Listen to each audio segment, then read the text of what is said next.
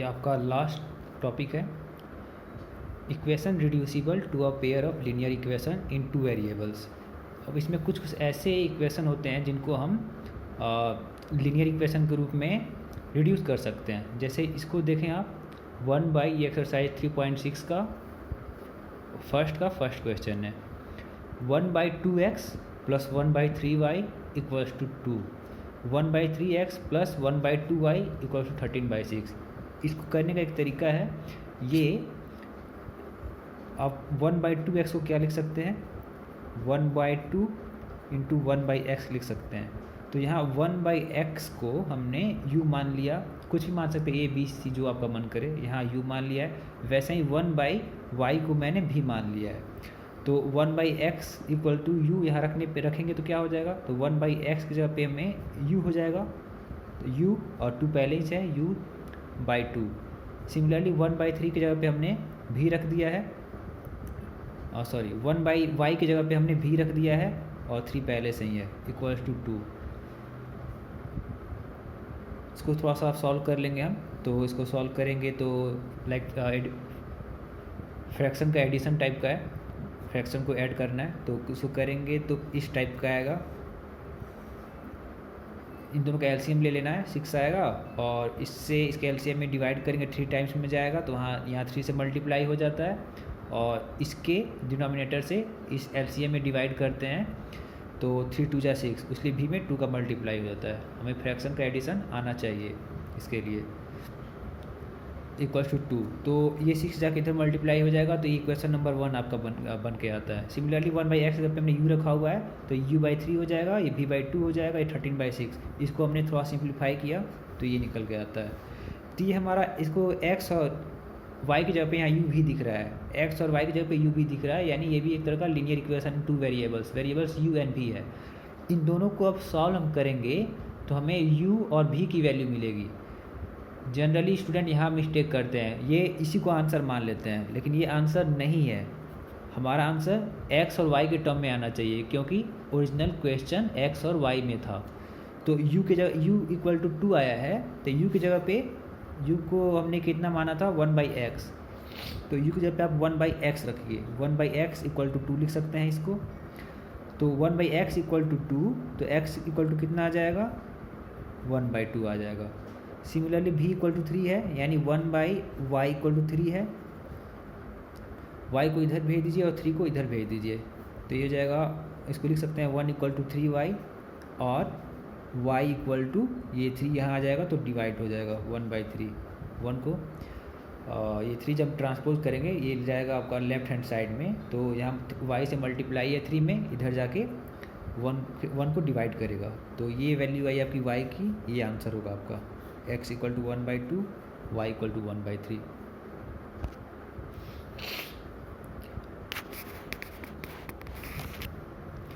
ये तीनों एक्सरसाइज 3.6 के ये तीनों क्वेश्चन दिए हैं, थोड़ा ट्रिकी टाइप के हैं। तो इसका फर्स्ट क्वेश्चन देखते हैं। Ritu can row downstream 20 kilometre in 2 hours and upstream 4 kilometre in 2 hours.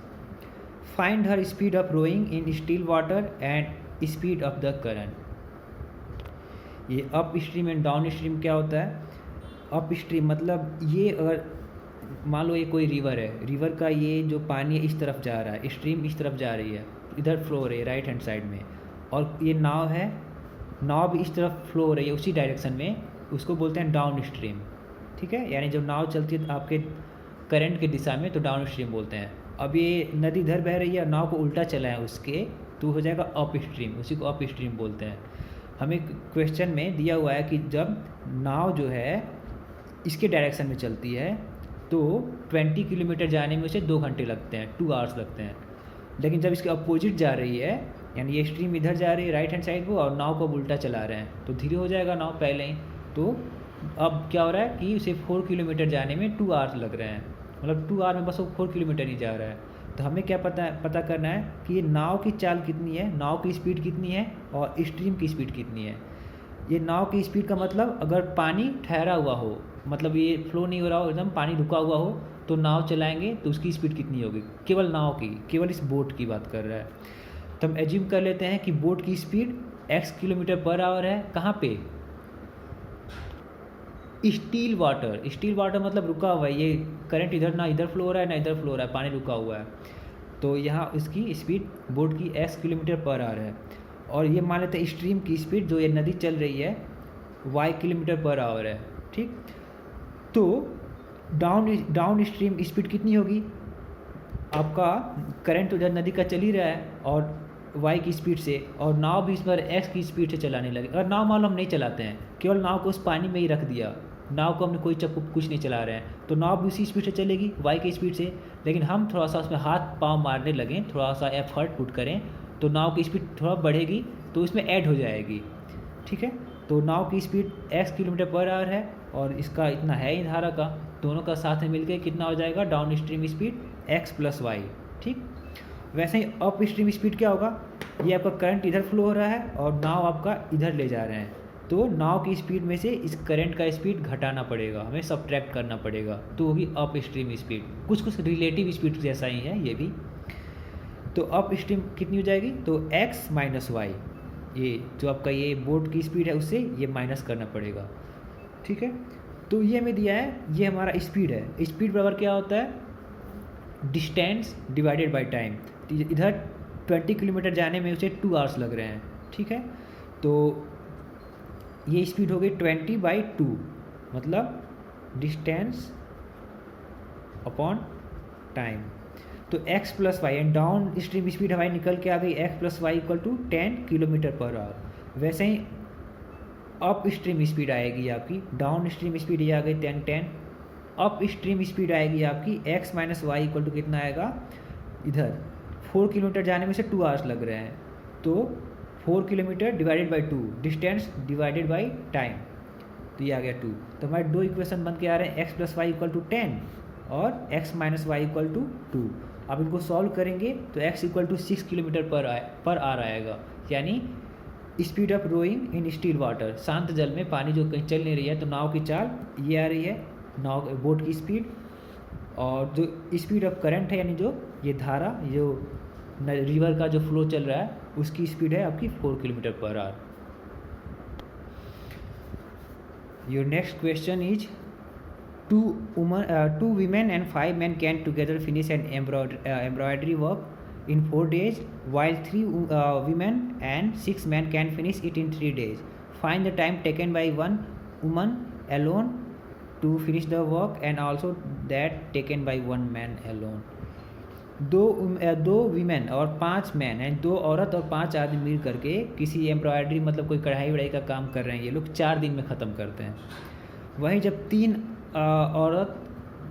औरत यानी 3 वीमेन एंड 6 मैन आ जाते हैं, तो वही काम ख़त्म होने में 3 दिन ही लगते हैं। अब तो हमें ये बताना है कि अगर केवल एक वुमन उस काम को कर रही हो, एक औरत उस काम को कर रही हो, तो एक औरत अगर इस काम को कर रही हो तो कितना टाइम लगेगा, या केवल एक आदमी इस काम को कर रहा हो तो कितना टाइम लगेगा। ये थोड़ा ट्रिकी क्वेश्चन है, वर्क एंड एफिशिएंसी का इसके शॉर्ट ट्रिक्स हैं जो करने में कॉम्पिटिटिव एग्जाम में आते हैं, तो करने में बहुत टाइम लगते हैं, लेकिन हम लीनियर इक्वेशन इन 2 वेरिएबल्स से हमें करना है तो वो थोड़ा सा डिफ़िकल्ट होता है, हल्का सा, ज़्यादा नहीं, बस कॉन्सेप्ट समझ में आ जाए तो इसको बोलते हैं एफिशिएंसी वाला सम।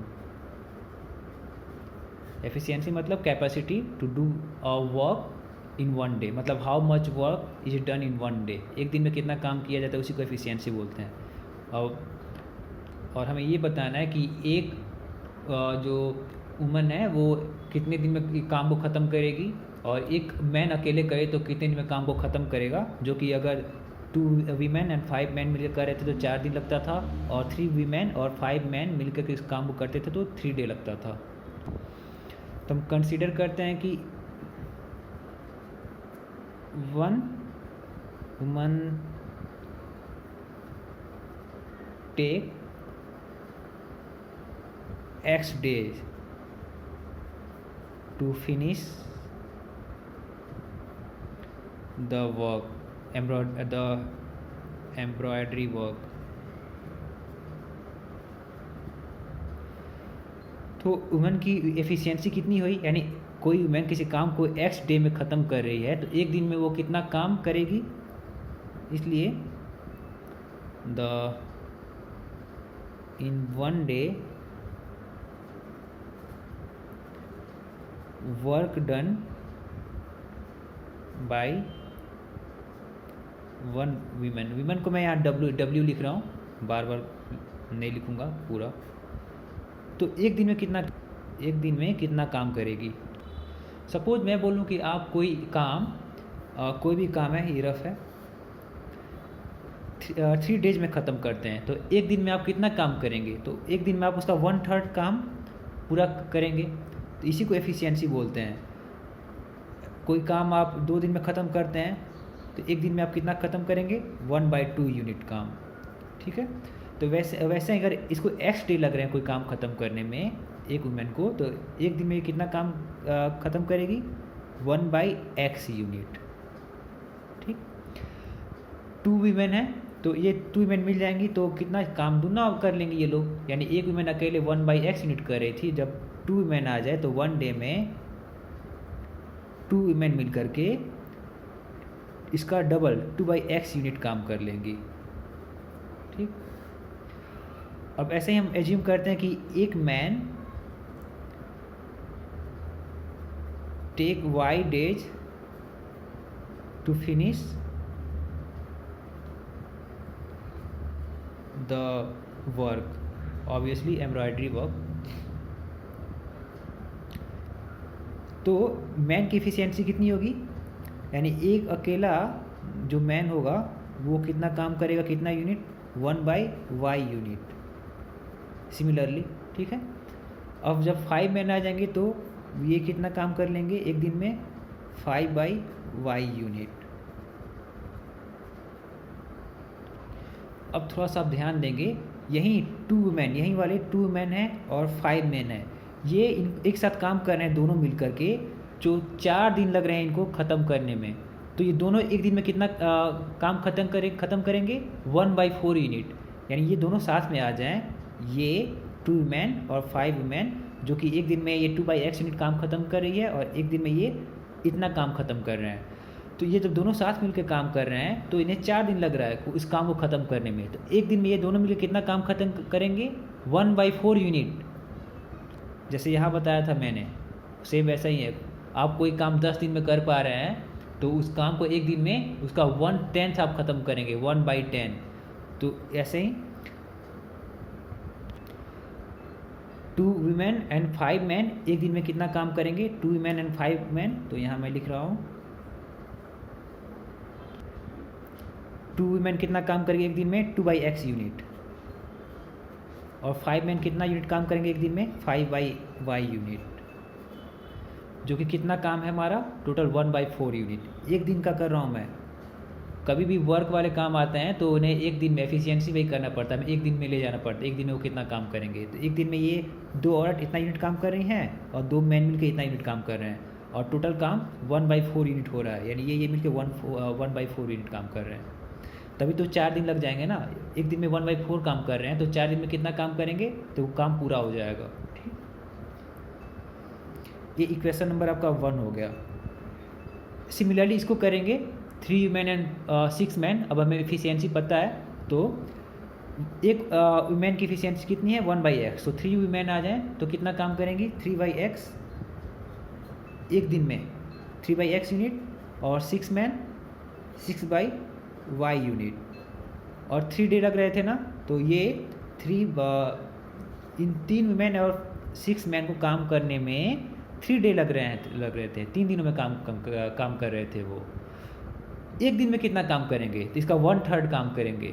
तो एक दिन में ये इतना यूनिट काम कर रही हैं वीमेन, और मैन इतना काम कर रहे हैं, जो कि 1/3 काम है टोटल काम का। ये इक्वेशन नंबर 2 हो गया। अब इसमें वही करना है, 1/x की जगह पे आपको u रखना है, और 1/y की जगह पे आप क्या लिखेंगे, v लिखेंगे। कुछ भी a b भी मान सकते हैं। तो इसको हम लिख रहे हैं, let's assume 1/x equal two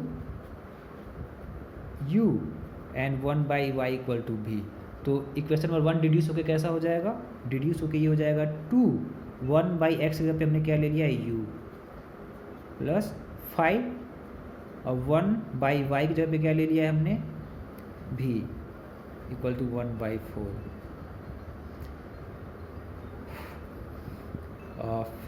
similarly इसको क्या लिखेंगे, ये हो जाएगा इक्वेशन नंबर 2। ये इक्वेशन नंबर इसको 3 मान लीजिए।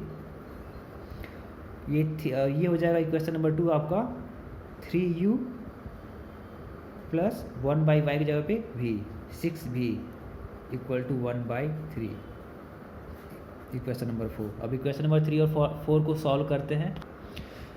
तो यहाँ पे इक्वेशन नंबर 3 और इक्वेशन नंबर 4 पीछे वाला लिख दिया है मैंने।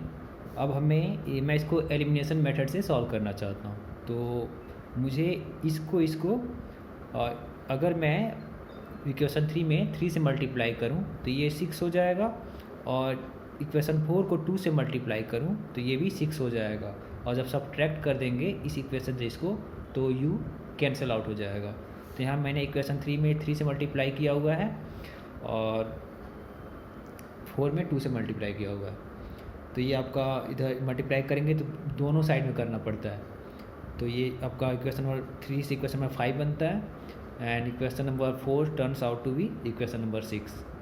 अब क्या करते हैं, हम इक्वेशन 6 को 5 से सब्ट्रैक्ट करते हैं। तो यहाँ मैंने किया हुआ है, सब्ट्रैक्ट करेंगे तो साइन सबके चेंज हो जाएंगे, प्लस माइनस, ये प्लस माइनस, और ये प्लस, ये भी माइनस हो जाएगा। तो ये 6u से 6u कैंसिल आउट, और प्लस 15v माइनस 12v और ये हो जाएगा आपका 3v, और 3/4 से हमें सब्ट्रैक्ट करना है 2/3,